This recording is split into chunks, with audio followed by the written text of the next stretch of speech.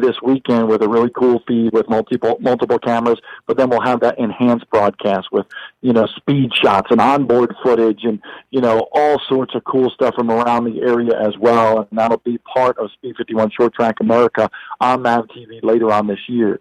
And Alan Dietz is tuning in because he knows he has to, work on that show as soon as we're done with it this weekend. And we'll feature the Dirt Challenge Cup and the Dirt Car UMP Modifieds from Lakeview Motor Speedway, that track right outside of Myrtle Beach. So if you're listening, I just urge you to go to Lakeview Motor Speedway this weekend. Yes. Take the family, get down to Myrtle Beach. It's just a short drive from there, and you can see some good racing as well. We had Laura Tucker on here for Dirt Cup Challenge last Wednesday on Finish Line, and of course, one of the things she was talking about was she wants to have that Eldora, Knoxville, Charlotte atmosphere. Let's go out there, let's pull out the campers and pull out the grills and drink some beers and have sodas and just have a great time. Let's play cornhole. Let's go out there and just enjoy each other's company as racetrack fans of Dirt Track Americana, and then go out there in the grandstands and watch an awesome show with the Dirt Cup Challenge that the Modifieds always put on. That race that we've had at Virginia Motor Speedway on that Thursday Night Thunder with the All-Star Circuit awesome. of Champions, I about sounded like a girl there on the last lap because Altabelli and Strimmy, and they were shooting the gap and fighting for it. And I mean, but you just got, if you're not excited seeing that type of racing, Bob, there's something wrong with you. You got to check your pulse at the door. Hey, your voice went up a couple octaves for sure there. I thought you were going to break some glass, honestly. But that was quite the battle at Virginia Motor Speedway. There's a class act with what the Sawyer family does up there. And that's the home of the Fast Track World Championship in mid-September there. That's going to be a lot of fun for those Pro Late models. But, I love the passion of a lot of people and a lot of promoters saying, I want the Eldora, I want the dream feel, I want the campers and that sort of thing. What I'll say is keep that passion up, but be patient as well, because it takes time, honestly. You're not going to have it in the first year. You might not have it in the third year, the second year. By the third year, you're going to kind of get a feel of what that event is about. So if you have the passion and you have the patience, stick with it and give it some time, because you might not have what you desire in terms of a promoter for that first year, but it'll build and build. And part of the reason why some of these big events are big, you talk about the World 100, okay, you talk about the Show Me 100, which is in a week and a half at Lucas Oil Speedway in Wheatland, Missouri. You talk about the Snowball Derby and the Winchester 400 and the All-American 400. That's right. And the Oxford 250. It takes time to build that, and I find that, and I'm not saying the Dirt Challenge Cup doesn't have this, I'm just saying be cautious, be patient, and be passionate, because it takes time to build these events, and you got to stick with it. Otherwise, we won't have the ability, you and me, to talk about the sport that we love so much in a couple of years, because the promoters will come and go. So stick with it, have that patience, and also have that promotional prowess, like I see Scott Tripp does. Scott Tripp down at Lakeview Motor Speedway knows, hey, I'm good at this, and I'm going to get people behind me that are good at other things to help my product. That's right. And that's what you need to have, is a good team behind you to build that. So I find a lot of promoters these days just don't have the patience. A lot of people call me, especially because with how involved we are with the Snowball Derby, how do I get the Snowball Derby? And I say passion and patience. You got to have that. Obviously, a little money behind you as well, and try to build that promotional side behind your event. Bob, we got a few more minutes with you because Christian Eckes just texted me. He said, Wesley, can you give me till about 11:45? So if you want to stay on for another 10 minutes, that would be great. Tell Christian to hold on, because I could talk nice or bad about him on MAV TV this weekend, so you can have some patience for old Bob. My question for you, and by the way, another question coming in from Brandon Paul, editor for Speed 51, and he says, question for Wesley, would you rather be stuck in a car for 7 hours with Mark Keeler or Tom Ryan? Well, you forgot to mention Zach Evans. Zach Evans didn't even count. Probably, me and Mark had a great time going up from Ace to West Virginia. We had a great time, Brandon. But I probably would say I would probably enjoy cutting up with Tom Ryan. I think we've got kind of the same Zach personality. Zach is very quiet. Zach's kind of like, one time he was driving and he wasn't saying anything, and I was like, test 1, 2, are you there? Don't fall asleep behind me on the wheel, Wesley, and it's a good thing with your business, but you're not quiet. So, you and Zach kind of balance each other out probably. That's true. But a lot of people don't realize that. And I heard y'all cutting up, making jokes about me on that on the Bull Ring. By the way, check out the Morning Bull Ring every Monday morning at 7 a.m. to 9:30 on the Speed 51 network, speed51.com. It is free, and you recap everything from grassroots racing to dirt, asphalt. I mean, you name it, you cover it. So, but I did hear you guys saying something about the likes of me keeping him awake and not letting him go to sleep, and I talk too much. I had a very scary experience when I was younger. Not going to go into full details on it, but I had a friend of mine that I graduated from school with, he passed out behind the wheel of a car driving. He wasn't drinking or anything. He fell asleep, and God rest his soul, my friend Justin, he passed away. They say that I survived, Bob, because I was asleep. My body was limber. He fell asleep driving, and he passed away. And ever since then, I've kind of been that mindset of I just cannot fall asleep if I'm in the passenger seat behind the wheel with somebody. I just can't do it. Yeah, that's a tough situation for sure. I know I've fallen asleep behind the wheel several times, even back in the days when I was a teenager going up to Stafford Motor Speedway and Riverside Park Speedway, Thompson and Oxford, and you name it. But, definitely a tough situation. And, people got to be careful, especially this distracted driving stuff, too. That's right. It is very difficult these days because you pass people that are swerving, and half the times they're texting or doing something on their phone. And I've been guilty of it as well. So, I have to, do the same thing and remind myself. That's why I just talk to text, and then my guys, Speed 51, when I do talk to text, right, they have to decipher what I really meant, because it doesn't come out with what I usually say.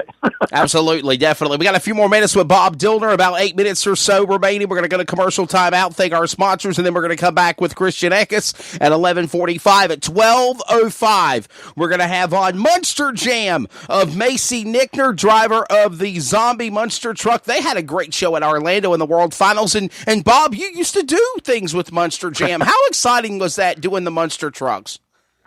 Monster Jam was a blast. I loved working with the entire series as well as the competitors and the teams. They were awesome. Morgan Kane and I, are good buddies, and I got to meet the Anderson family and really get to know them a bunch. Of course, with the Grave Digger, realm. But that was a lot of fun. And Zombie was cool back in the day, and Monster Mutt and Lindsey Wink with the Lucas Oil Crusader. It was a great time. I mean, you talk about some fun family entertainment. Monster Jam is all about that, and they have a great product. And you mentioned Christian Eckes too, and that kid has been impressing me over the last couple of years since he broke onto the scene and won that Snowball Derby as well as the Myrtle Beach 400 That's right. Thanksgiving Classic at Kenley a few years ago, and went into a little bit of a drought. Didn't win. Came back to Salem last year. Finally got that victory. Got the big kiss by Bill Venturini in Victory Lane, as the Chicago Italian tradition is in the lore of ARCA. But the ARCA Menard series is something that really caught my eye a couple of years ago, and I was so happy and blessed to be able to, be part of that once again, like I was a few years back for Fox and with Nav TV. And because what I see out of that is, right now there's a little bit of a transition with NASCAR now being involved, and I think, a lot of testing is being done, and pretty soon we're going to see K&N cars racing with ARCA cars and vice versa. So by the end of the season, I think you're going to see a lot of that. And when that happens, that convergence of the two series and how they're going to formulate things for next year is going to be very positive for the ladder system in racing. You can go from Legends cars to whatever it is, to late models, then to K&N, to ARCA, to trucks, to Xfinity, to Cup. And there's going to be this great progression system, and I think you're going to see a ton of people, and we're already seeing it, going into ARCA. You look at the talent field of the future superstars right now, and Christian is just one of them, but he's at the head of the list. The kid is very talented. He's going to win more races. He missed that race at Salem. He's going to have a hard time going after the championship. But, you look at Carson Hocevar, the kid out of Michigan, or, Connor O'Kresick, who's running part-time ARCA, the kid out of Grand Bay, Alabama. Yes. Then you have the kid out of Marietta, Georgia, Corey Heim. All these kids have come from late model racing and are now moving up. Chandler Smith, the number one pick in the short track draft. I was just going to say that. Races last year. I was just going to ask that question, Bob. How in the world did you come to the conclusion that Chandler Smith is the best driver in the nation in the Speed 51 draft? It's not me. You had 80 people that were polled on it, and he won, and he's talented. I didn't have him as my number one. Honestly, I'll admit I had number one. The girl that's going to make her ARCA Menard Series start at Toledo Speedway this Sunday live on MAV TV, Haley Deegan. Because what I view, my thing is, a lot of people go, "Oh, who I think is talented." I go, "Hey, I have a few $1 million, or maybe many $1 million, say, and I'm going to put together this development team. Who do I want in my tiered system to move up into the upper echelons of NASCAR?" I look at Haley Deegan; she can walk the walk and talk the talk and drive pretty well as well. Exactly. And she's progressing on that front. She's got some great sponsorship backing, so I put her as number one, because I think of the potential, and I believe that she can be a lady that could be very successful in our sport, and we're going to see that at Toledo Speedway on Sunday live on MAV TV. I put her as number one, but Chandler was right there in my top five as well. Giovanni Bramani is another one. But you look at the ARCA Menard Series, and you see a lot of that talent. Ty Gibbs, obviously he's the grandson of Joe Gibbs, and we all know Joe Gibbs from NFL to racing and NASCAR, what he's done. But the kid he's a good kid. And what I'm surprised at Ty Gibbs is at just 16 years old is the fact that he gets stronger the longer the race goes.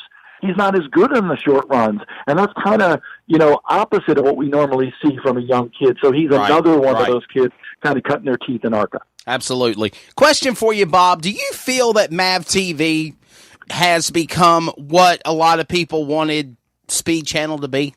I mean, you worked for Speed, you worked for Fox. I mean, what do you think of the concept that Forrest Lucas is trying to take with MAV TV Motorsports Network? It's different, but in some degrees it's better. There's so much NASCAR going on. Obviously, Speed had NASCAR. Okay, so that's what helped with its popularity to some degree, and honestly helped the schematic that Fox had to change it to FS1 and have all these millions of households and then bring in the stick and ball sports, which kind of stunk, honestly. Bottom line, was awesome. We were not happy. I was happy because I was employed, but we were not happy that this racing channel went away, and now we have this stick and ball sports when you have ESPN and a whole bunch of other stuff. Right. I understood the business principle of it, but I thought it was stupid for the racing fans because they flat out just, kind of dumped the racing fans to some degree. Not completely because they still have it, but a lot less than they used to.